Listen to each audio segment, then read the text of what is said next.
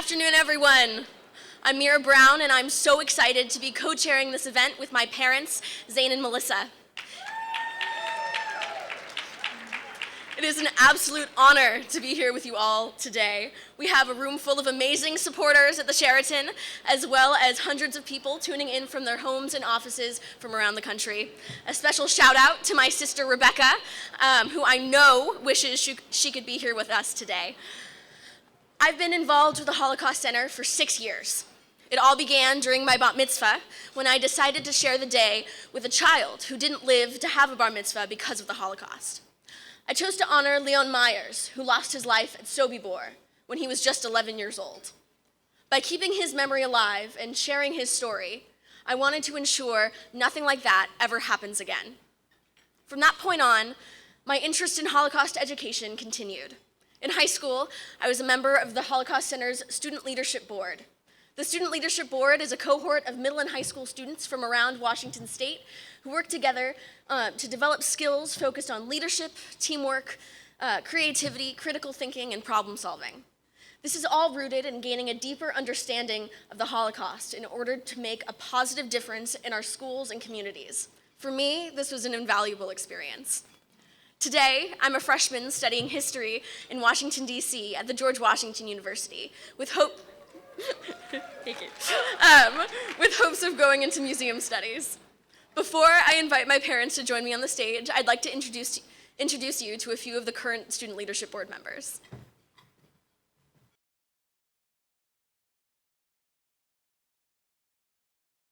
That's why history is so important, is because we can learn from the mistakes that we made and learn from the people that stood up against injustices to kind of inspire us to fight against things that we might find that are similar today.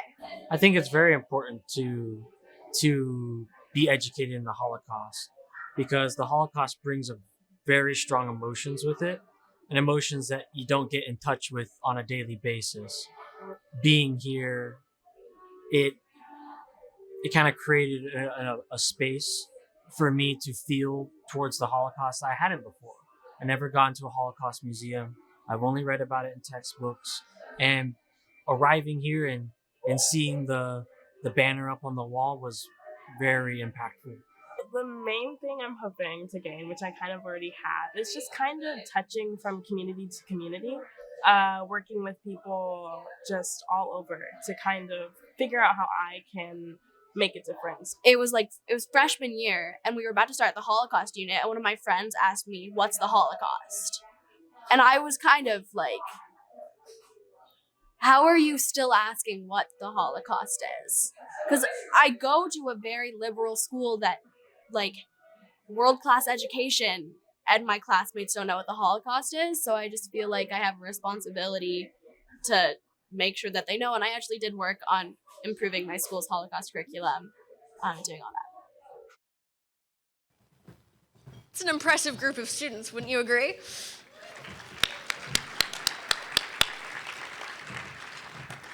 When you support the Holocaust Center, you are investing in critical Holocaust education for this generation of young people. Thank you.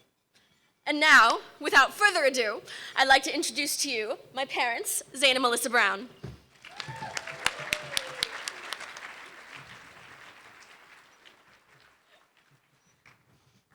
Welcome, everyone. I'm Melissa Brown, and I'm delighted to be the chair of Voices of Humanity, along with my husband, Zane, and youngest daughter, Mira, who you just met. It's such a joy to be with all of you today. For some of us, this is the first time we're seeing each other since the pandemic. So being with this community feels pretty spectacular, especially as we come together for the Holocaust Center for Humanity.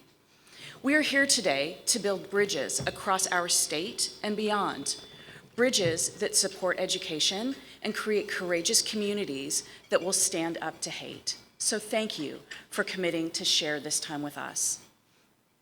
We are also here to celebrate the center's work and, more importantly, raise $1 million to support its critical mission.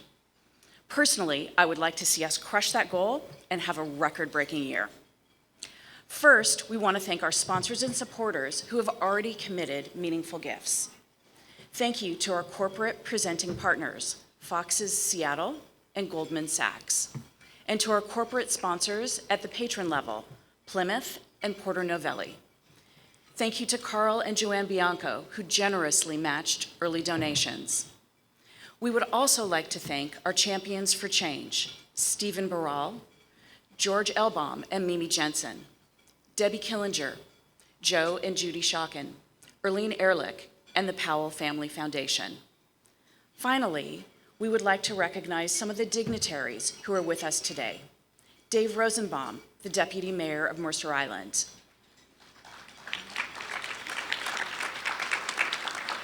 Javier Valdez, Washington State Representative. Sharon Tomiko Santos, Washington State Representative.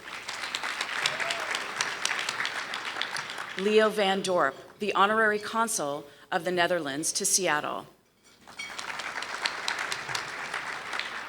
And Susie Levine, former U.S. Ambassador to the Swiss Confederation and the Principality of Liechtenstein. Hello, I'm Zane Brown. As a family, we have chosen to support the Holocaust Center because it feels tangible. When the world around us is changing and hate is on the rise, education is the right answer. Although our parents and grandparents were in the United States during the Holocaust, it still feels like our story to tell and keep telling. In fact, it's our responsibility. 12 million people lost their lives because hate won. 2 out of every 3 Jewish people were killed in Europe. What happened is unfathomable. We can't let hate win. With the current rise in hate and anti-Semitism, we must turn to education. Personally, I have found the most meaning in the individual stories of the Holocaust. Within each of these tragic stories are lessons of courage and empathy, grit and determination, hope and kindness. These are the lessons that must be shared. I was very surprised when I realized there is no requirement that anyone in Washington State learn about the Holocaust. I learned about it because I'm Jewish, but I assumed it was something that everyone studies. They should, but they don't. At the Holocaust Center, the goal is to use the stories of the Holocaust as a lens to explore hate in many modern forms and to teach empathy. That's often the hardest part, but I think that's something the center does exceptionally well. And it wouldn't be possible without incredible educators, teachers like Amanda. Let's watch the video together.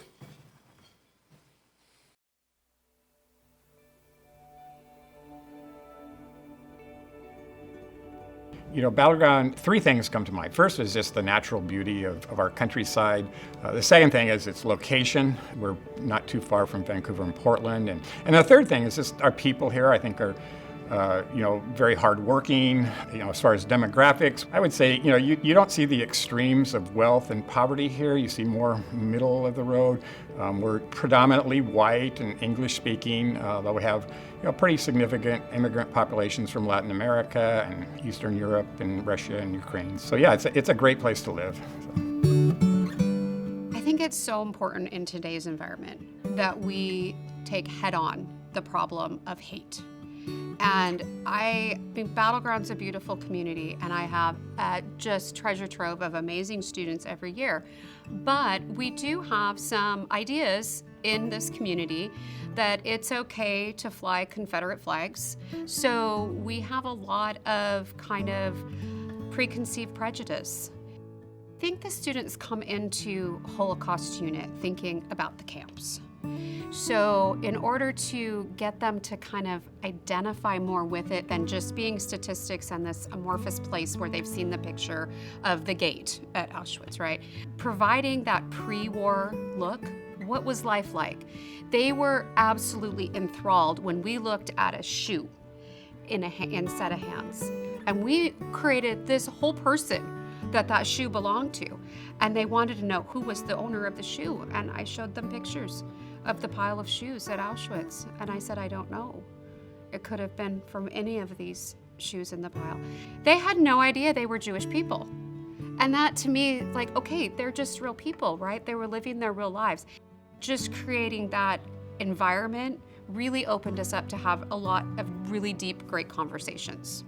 I didn't know much about the Holocaust when actually I didn't know anything about the Holocaust before this unit. I didn't realize the destruction and hate someone could cause and yet still survive and live on through that. It was very changeful.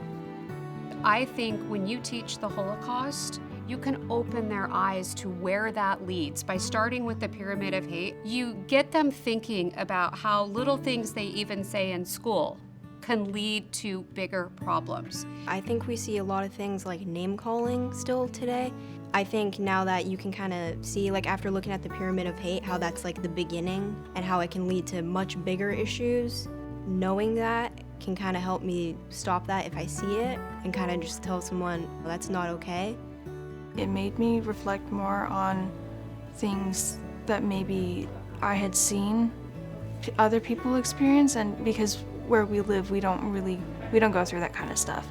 But we have people that migrate over here and they're seen as outsiders. A challenge at Battleground is just for kids to see a perspective that is broad as they might see in more culturally diverse places. So for them to think about people in terms of others that look different than us is sometimes really shocking for them. So I think it's important. I honestly have taken it up as my mantra and my torch. Like, I'm bound and determined to teach these children what hate can lead to. It definitely changed how I view a lot of the things in the world, and that hate is a big problem in the world. Racism is taught in the home. And so you have to kind of carefully find a way to address that and say, no, there's other ways to think about things. And I don't call them out for their beliefs. I actually use their religion to try and teach them that other religions aren't scary. One of the important things about teaching the Holocaust is me teaching what the Jewish faith is. I do the same thing when I teach Middle Eastern history. All right, let's take, and we'll talk about, Allah is a scary word. No, it's not. It's Arabic for God. You believe in God, they believe in God. And I try to make those parallels so that they can see, like, these people are not that different. There was nothing that different with the Jewish people than you. It's not something that somebody should ever have to learn about. It's not something that should have happened, but people need to learn about it. They're teenagers. They don't think outside of me. And that is our society right now. No, you're one of many. And you need to understand how your actions, your thoughts, your beliefs can hurt people, and ultimately how you can be an upstander and change. These same kids who might have a more narrow-minded view of the world, when they're done with Pyramid of Hate, they're suggesting that we should open kindness clubs in our community to address these issues. I've done my job, right? If I get one student to just make that connection and that change, I've had a victory.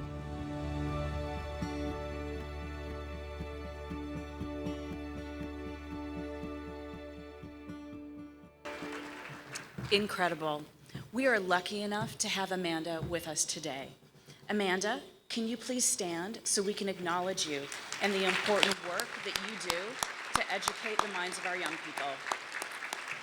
Thank you.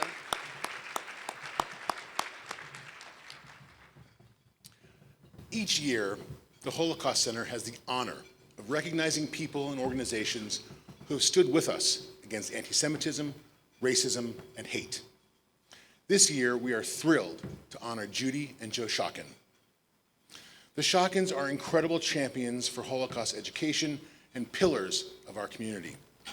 Both Judy and Joe are children of Holocaust survivors with stories that are both painful and inspiring. As a member of the Center's Speakers Bureau, Judy shares her family's history in Czechoslovakia and the effects of anti-Semitism and persecution. Joe's father survived the Sachsenhausen concentration camp, ultimately making his way to Seattle. This has shaped who they are today. Joe is a successful entrepreneur, recently bringing his investment company, Broadmark Capital, public. Together, they are generous philanthropists, passionate supporters of Israel, and politically active. Judy dedicates her time to volunteering as a member of the Center's Speakers Bureau and Board of Directors. Joe currently serves on the AIPAC National Council and the local Jewish Community Relations Committee. He is actively engaged in politics as an advisor at the national level. In fact, Joe initiated 2 pieces of legislation that became federal law. One of them is the Protecting Religiously Affiliated Institutions Act of 2017. This legislation began life as the Combating Anti-Semitism Act. It was the result of the bomb threats against JCCs and other Jewish institutions across the United States.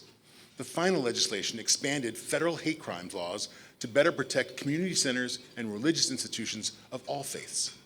Derek Kilmer, our congressman from Washington's 6th Congressional District, worked with Joe, sponsoring and shepherding this important bill.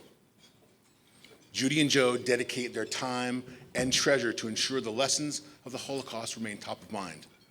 In fact, they've generously offered to match all donations of $180 or more made during today's event. They are trusted advisors. They are trusted advisors providing their wisdom, honest feedback, and unique perspectives that help shape the center's approaches. Today, we are honored to celebrate this remarkable couple. Please join me in welcoming Judy and Joe Schocken to the stage to accept the 2022 Voices for Humanity Award.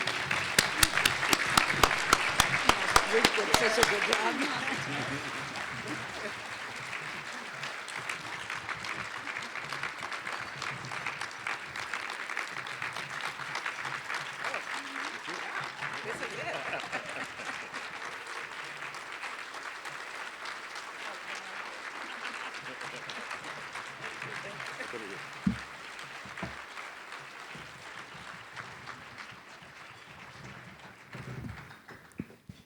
Thank you, Zane and Melissa, for the very kind introduction. Joe and I are honored to be the recipients of this year's Voices of Humanity Award. I actively joined the center as my late best friend, Doris Berg, convinced me that visiting schools and talking about how the Holocaust has affected me is an important way for students to learn about the dangers of anti-Semitism. Her son, Charlie Bass, flew here today from New York to be with us.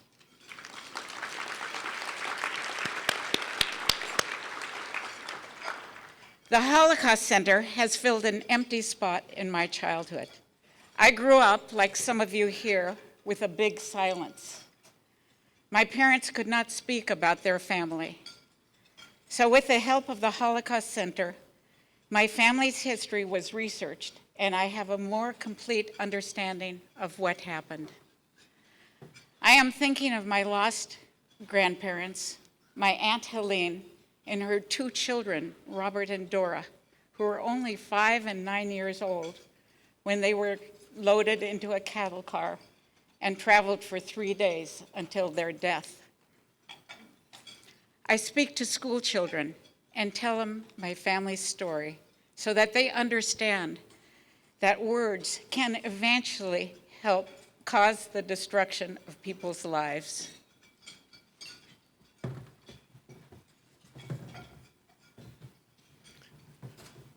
Thanks for being here today.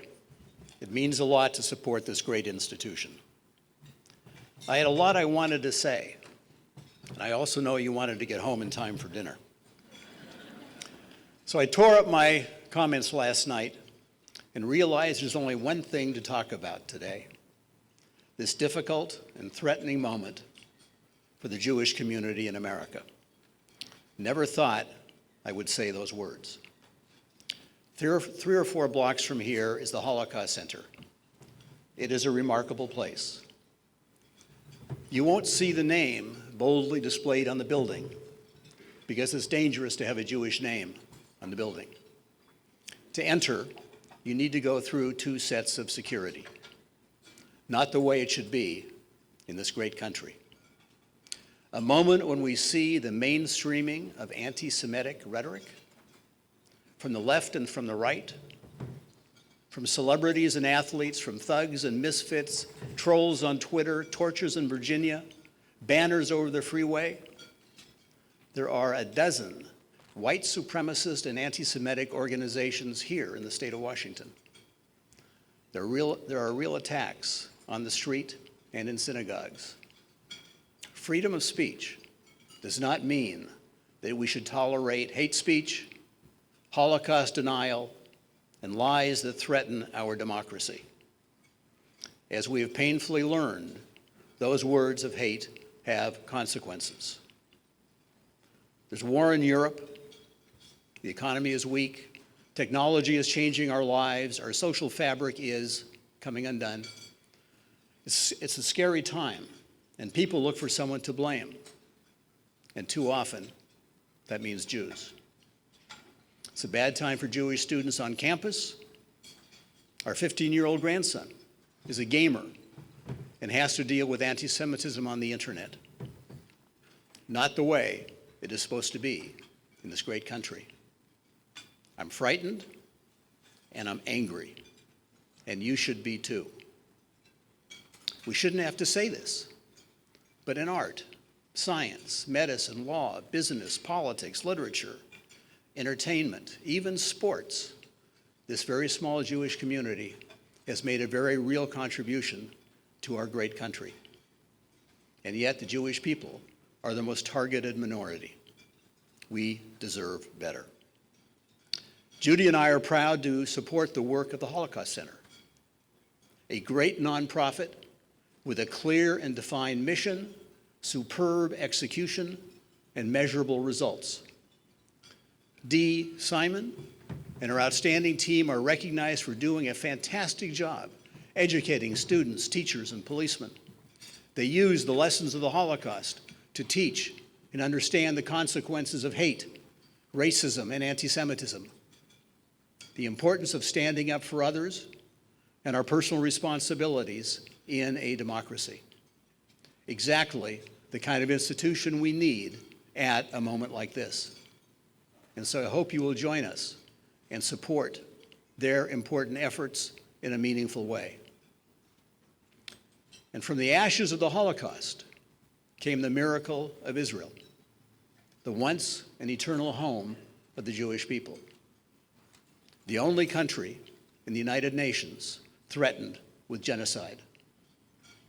After thousands of years of persecution, the Jewish people are entitled to one small country and entitled to live in peace and security.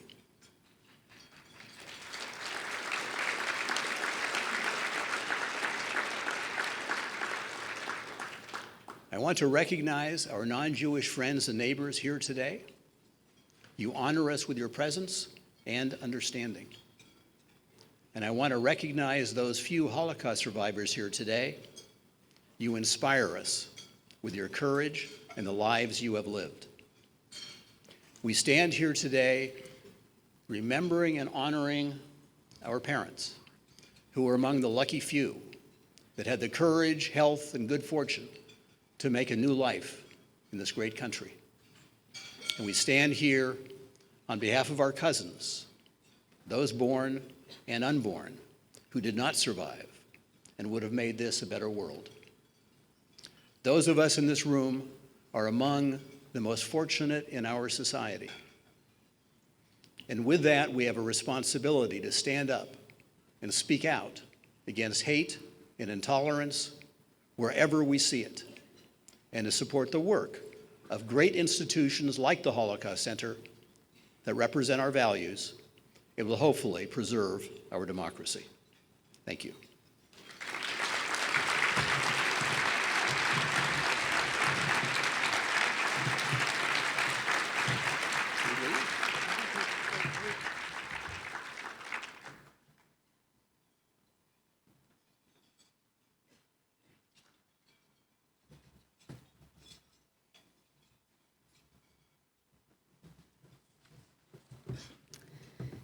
Thank you so much. Thank you.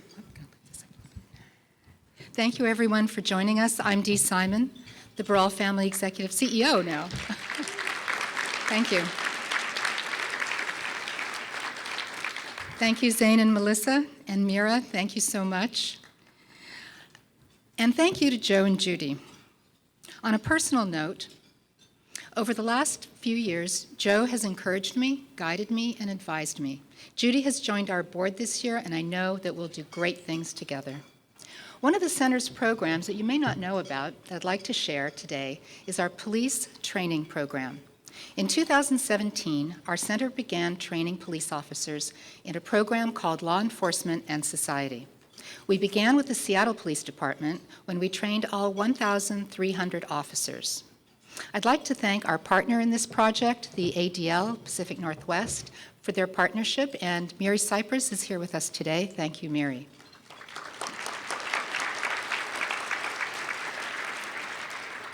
In January, this program was adopted by the Washington State Justice Training Commission, which means that we will now be training all 11,000 Washington State police officers.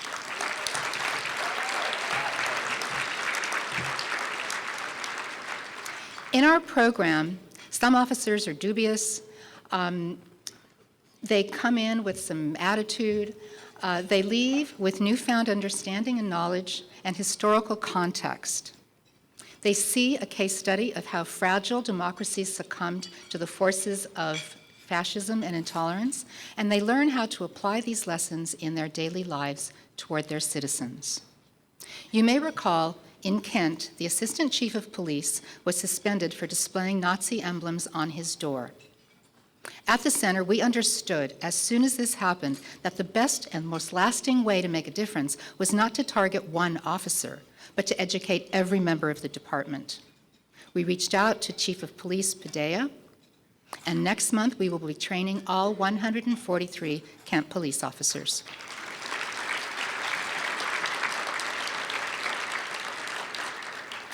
Lasting change. Now I'd like to do something we've never done before. This is kind of exciting. We're going to engage you in an activity.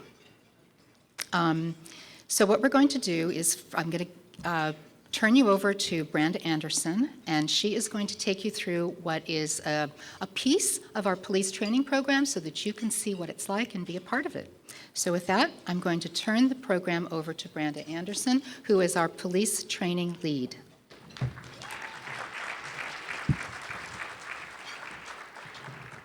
Thank you, Dee.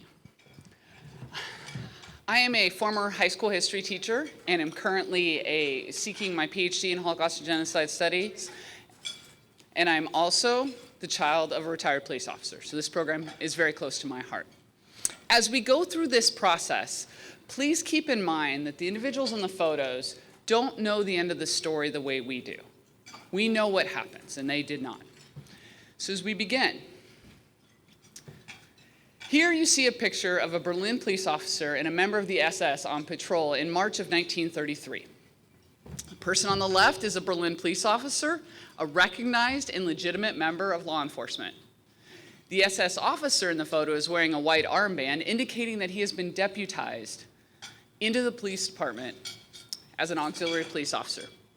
Just a few months previous to this, that police officer could have been chasing that member of the SS because he was a part of the Nazi Party's violent paramilitary.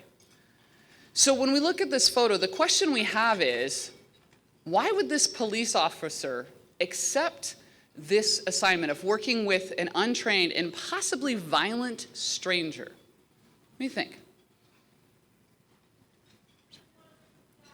Yeah, he doesn't want to lose his job. It's not worth getting fired over. This officer doesn't know the end of the story the way we do. And then when we think about this photo, our question is, what message does this photo send to the people of Germany in March of 1933? Yes, thank you. The Nazis are working with the authorities. In this photo, what we see is an example of the respected authority of law enforcement being used by the Nazi Party to legitimize itself. This is the beginning of the slippery slope.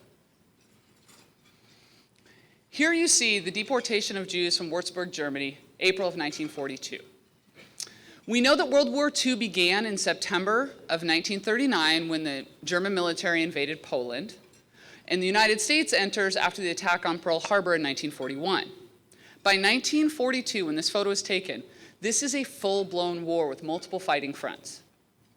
In this photo, the man on the left is a police officer who's been assigned to guard these deportees. So my question for us is, who can be deported from a nation?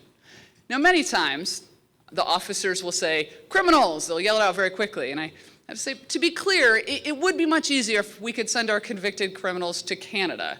But that's not a thing we do. So then who can be deported from a nation?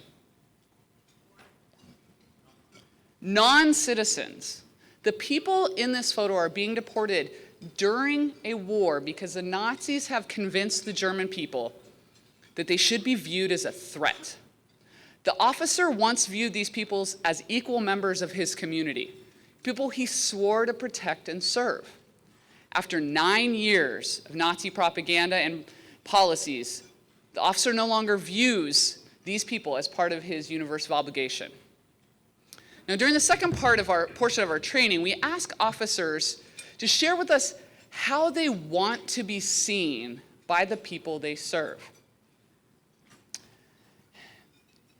The list you see here on the left represents the responses from one of our training sessions. This is an amazing list that represents the values that drive them as professionals. They want to be seen as honorable, just, caring, as part of the community. I'm always blown away by this list. They represent a higher standard than any outsider could create for law enforcement. We then ask them to consider what guardrails are in place that keep them from going down the slippery slope. The list on the right is an example of the guardrails they describe. The culmination of our education program is to remind the officers that the police in the Nazi regime also had guardrails. They had a constitution, they had training, they had their own personal ethics. Today's officers value professionalism, honor, and caring. And as long as those values are connected to every person in the community that they serve and that they treat them all equally without exception, they can avoid this slippery slope. Thank you.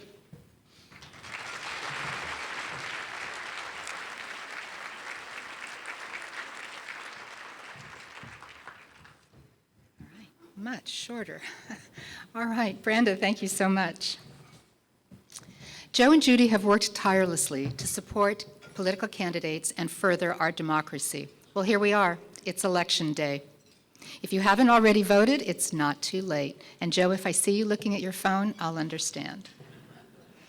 As we cast our ballots, many of us are afraid for our democracy, afraid of growing anti-Semitism for the safety of our children. Today, I will share how through Holocaust education, our center fights anti-Semitism and hate by inspiring students and people of all ages to stand up for one another. We must fight anti-Semitism and racism on all fronts. By supporting the Holocaust Center, you understand that education is key to winning this battle. In my lifetime, I've never seen anything quite like the hate we're seeing today. The Holocaust and other genocides show us what can happen. It shows us that whoever the target, the tactics are the same. Identify the group, blame them for society's problems, and incite violence against them. Often these tactics begin with words. Hate-filled words left unchecked can accelerate to violence. Recently, we've seen proof of this as white supremacists link their words and actions to lies posted on social media. Standing up against hate-filled speech is not censorship.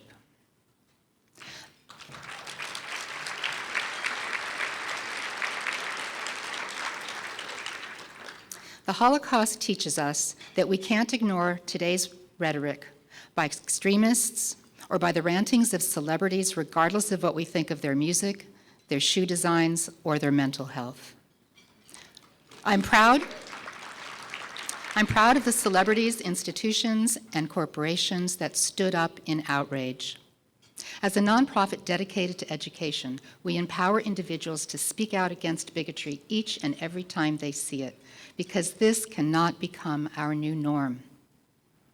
I'd like to acknowledge that tomorrow is the anniversary of Kristallnacht, After 6 years of hate-filled words, it was a night that culminated in the destruction of Jewish property and the detainment and murder of thousands of Jews. According to many scholars, Kristallnacht marked the beginning of the violence, a beginning that started with words. The Holocaust teaches us what can happen when societies are not vigilant, how democracy proved fragile, and culture did not stop brutality.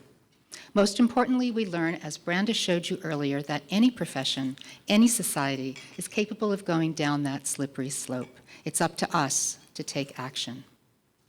In this generation, we're here today because we understand that our action is education.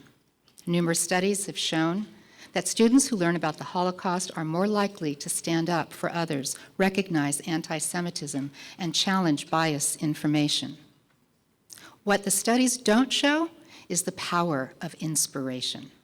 The center's mission statement says, inspire students of all ages to stand up and confront bigotry and indifference. In Iran today, women are inspired to rise up for their rights. In Ukraine, people are inspired by a leader who stands in solidarity with them. Today, you heard from a teacher who's challenging her community and students who are confronting hate in their schools.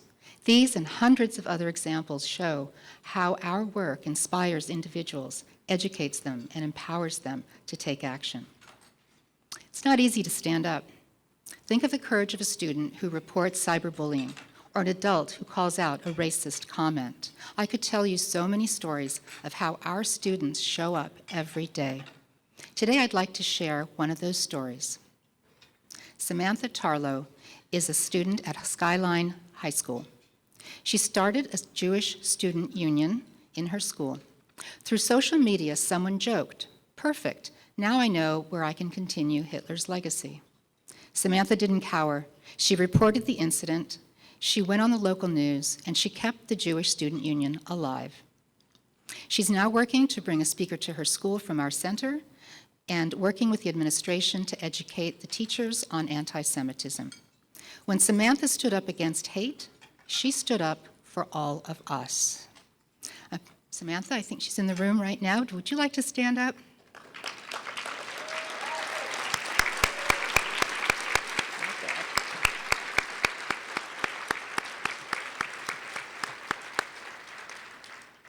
The Holocaust survivors who are with us today stood and stand up courageously as they share their experiences.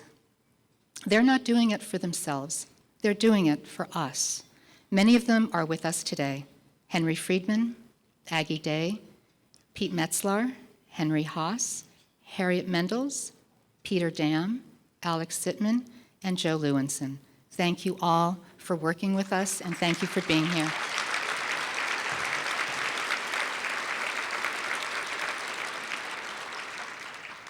I'd also like to thank their children and grandchildren for speaking on their behalf.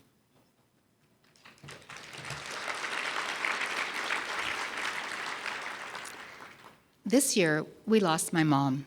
She was a Holocaust survivor who was imprisoned in the Theresienstadt concentration camp. For 2 years, she slept in a bunk room filled beyond capacity with 30 girls. My mother often spoke of the those girls who survived, 6 girls who survived, and she was one of them. These 6 girls, only 14 years old, formed an unbreakable bond and vowed to protect each other in a world and a place that showed no mercy. With knowledge well beyond their years, they swore that no one of them would ever be alone. They made sure that there was always at least 2 of them together wherever they were in the camp. In this way, they protected each other, and in so many occasions, they saved each other's life. My mom's story teaches us the importance of working together to protect each other and change history. It teaches us about the importance of community. You are here today, not for yourself, but for the benefit of so many people that you may never meet. You are here, you are changing the attitudes and direction of thousands of students every year. In our generation, you are showing up by investing in education, and we thank you.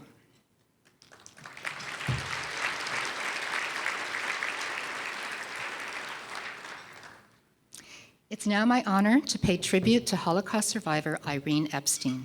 Although Irene also passed earlier this year, we have the distinct honor of recognizing her today. Irene survived the Warsaw Ghetto and later immigrated to America. She was one of the first survivors to come to Seattle. Irene's family is with us today. Thank you, Epstein family, for joining us.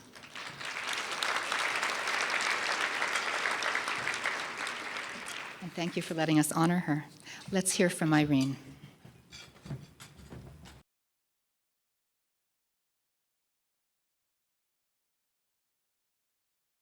I had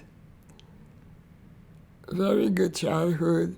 I had tennis lessons, I had swimming lessons, I skied, I ice skated, I had wonderful friends. We always went away for the summer to some resort, and we spent it in Druskieniki, which was on the Lithuanian border of Poland. It was like a magic summer. Unfortunately, there was the last freedom and good time that we had.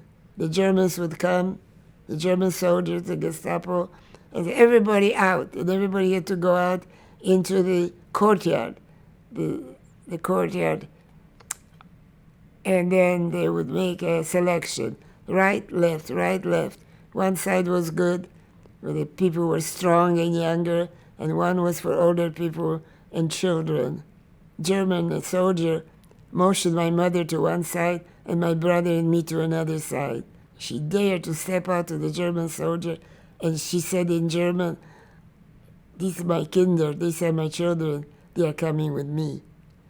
And I guess he was so stunned, and he just motioned us to her side. That was my mother. She was amazing. And she bought, for a lot of money, false documents. So my name was Anna Borowska, and there was belonged to a girl that was same age as I was. With this document, now she arranged for places to us to stay.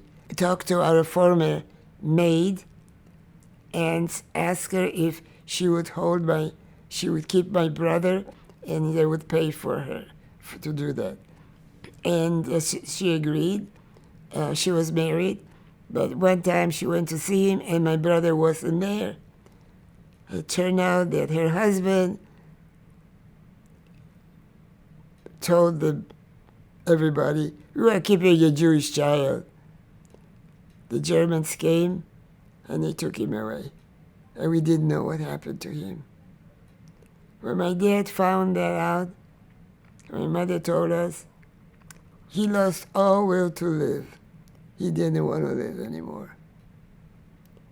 Then my mother said to me, "But you have to go. You have to go. They're going to kill you here. You stay." And I was afraid. Look what happened to my brother. I want to stay with Dad. He said, "No, you have to go. I have a place for you." And she found me a place with a Gentile couple. And they had a little baby. And I was supposed to be, my reason for being was being a nanny to the baby. And my mother practically dragged me out of there, out of the ghetto.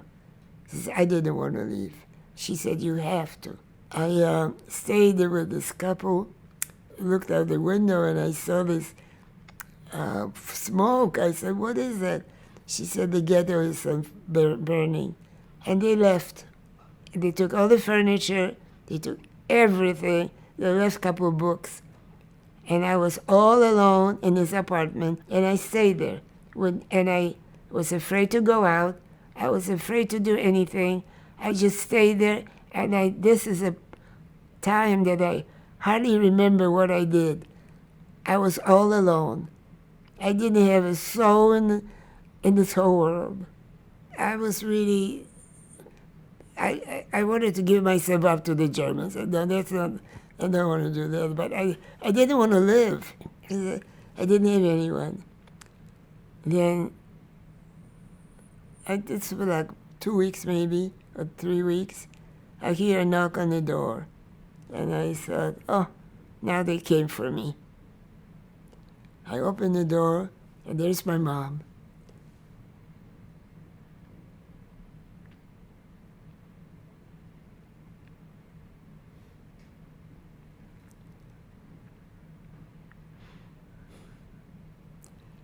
said, "I just want to tell you I'm alive."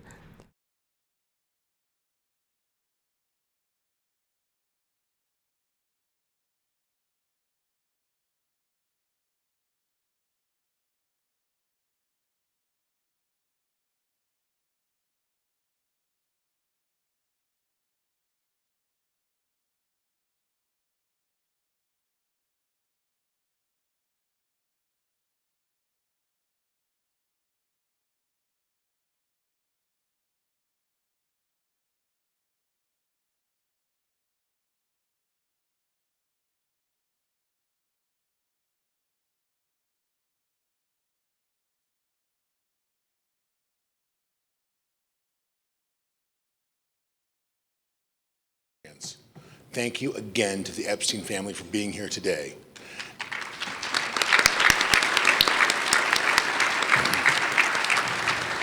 And thank you all once again for joining us today. Melissa, Mira, and I are honored to ask you to step forward and join our family in supporting the Holocaust Center for Humanity. We wouldn't ask if we didn't think that each of your donations, each of your actions, makes a difference in our fight to end hate. Our family knows from personal experience that the actions you take here today will make a difference. Earlier, Zane mentioned that our family didn't have a direct connection to a survivor. That's not entirely true. Recently, our family went to the center with my parents. As we watched the multimedia exhibit that told the stories of different survivors, we were astonished to hear one of them mention the name of my mom's grandfather, Harry Lippman. We were stunned and moved. It turns out that my maternal great-grandparents sponsored refugees coming to the U.S. after the war. One of them was Joe Lewinson, now a member of the center's Speakers Bureau. As a child, Joe Lewinson fled to Shanghai from Berlin after Kristallnacht with his family. They lived with two other families in a single room for 6 years. They made their way to Chile after the war and later to Seattle. I can't know exactly why my great-great-grandfather stepped forward to help Joe Lewinson, but I am so proud that he did. Melissa's great-grandfather was a kosher baker. He owned Lippman's Bakery in the old Jewish neighborhood in the Central District. He was a regular, everyday person who saw a meaningful way to make a difference, and he took it. The truth is, no matter who we are or where we come from, none of us is very far from a meaningful action we can take. Sometimes they're big, sometimes they're small. It's the sum of our actions that matter. You've heard a lot today about how the Holocaust Center for Humanity builds courageous communities that have the confidence to confront hate, see the good in others, and take action. And the truth is that courageous communities are entirely comprised of regular, everyday people like us, like you. We are the ones who can build a firewall against hate with our friends, our family, our neighbors, even people we don't see eye to eye with, especially people we don't see eye to eye with. This is more important now than ever. The way we interact with and consume content online makes it easier than ever before to get sucked into intolerance. Our interconnected world means hate can travel around the globe at light speed. I'm an optimist, and I like to think we have a chance at keeping up. But I'm also a realist, and the reality is that to combat the spread of hate and anti-Semitism, courageous communities need to hold fast, and we need to invest in the tools that we know work. Most importantly, education. That is how everyday people today will be able to take action. Supporting the Holocaust Center for Humanity is a tangible action you can take right now. Everyone here today or watching from home has an opportunity to take a meaningful action that will help regular, everyday people see the role they can play in fighting hate. And that meaningful action is to donate right now. You might be giving $50 or $500. Or even $5,000 or $50,000. Every dollar becomes greater than the sum of its parts and ensures that more people will have the tools and confidence to become courageous community members who are united and unafraid to confront hate. Thank you so much for joining us today as we took actions to make meaningful change. Change that will build bridges and courageous communities. And before we wrap up, we have preliminary numbers to share with you. Now, of course, this is just preliminary, but I just learned that we have not only reached our fundraising goal, but for the first time ever, you helped the Holocaust Center raise an astounding $1,016,000.